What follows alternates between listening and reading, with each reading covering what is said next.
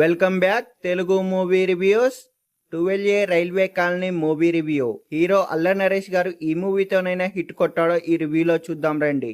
Movie ఎలా ఉంది అంటే యావరేజ్ అని చెప్పవచ్చు. ఈ మూవీ యొక్క స్టోరీ విషయానికి వస్తే, కార్తిక్ అలియాస్ అల్లరి నరేష్ గారు ఓ రాజకీయ నాయకుడి దగ్గర పనిచేస్తూ ఉంటాడు. అదే ఊర్లో ఉండే కామాక్షిని కార్తిక్ అలియాస్ అల్లరి నరేష్ గారు ప్రేమిస్తారు.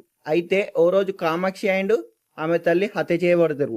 దీంతో కార్తిక్ ఒక్కసారిగా షాక్ కి గురవుతాడు. తాను ప్రేమించిన అమ్మాయిని, తన తల్లిని ఎవరో హత్య చేశారో తెలుసుకునేందుకు స్వయంగా విచారణ మొదలు పెడతాడు.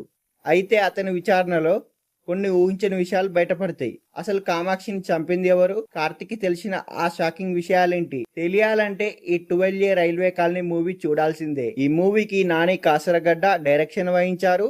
ఈ మూవీకి మా ఊరి పొలిమేర 2 వంటి చిత్రాలకు స్టోరీ అందించిన డాక్టర్ అనిల్ విశ్వనాథ్ ఈ మూవీకి స్టోరీ అందించాడు.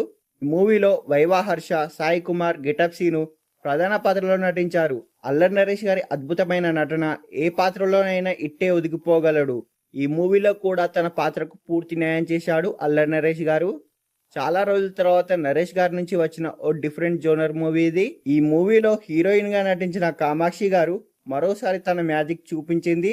ఆసక్తికరంగా ఫస్ట్ హాఫ్ ను ముగించిన డైరెక్టర్ సెకండ్ హాఫ్ ను మాత్రం ఇన్వెస్టిగేటివ్ జోనర్ లో కనిపించాడు. అయితే కొన్ని సీన్లు రిపీట్ కావడం వల్ల సెకండ్ హాఫ్ సాగుతున్న ఫీల్ కలుగుతుంది. ఈ మూవీ యొక్క సినిమాటోగ్రఫీ బాగుంది. ఇలాంటి క్రైమ్ ఇన్వెస్టిగేషన్ థ్రిల్లర్ కి బ్యాక్గ్రౌండ్ స్కోర్ చాలా ముఖ్యం.